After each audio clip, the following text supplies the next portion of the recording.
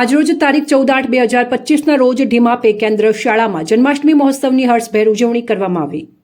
બનાસકાંઠા જિલ્લાના વાવ તાલુકાના સુપ્રસિદ્ધ અને મિની દ્વારકાથી ઓળખાતા યાત્રાધામ ઢીમાની અંદર આજે જાણવા મળતી માહિતી અનુસાર કાર્યક્રમની શરૂઆત સવારે 9 વાગે આચાર્ય દ્વારા પ્રાસંગિક ઉદ્બોધન દ્વારા કરવામાં આવી હતી।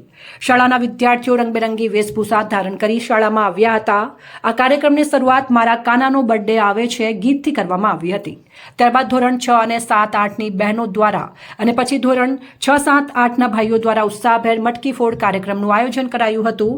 આ કાર્યક્રમના અંતે શાળાના તમામ વિદ્યાર્થીઓ કાનુડાના ગીતો રાસ ગરબા રમ્યા હતા। આ કાર્યક્રમના સમગ્ર સ્ટાફ દ્વારા વિદ્યાર્થીઓને ઉત્સાહવર્ધક પાડવામાં આવ્યા।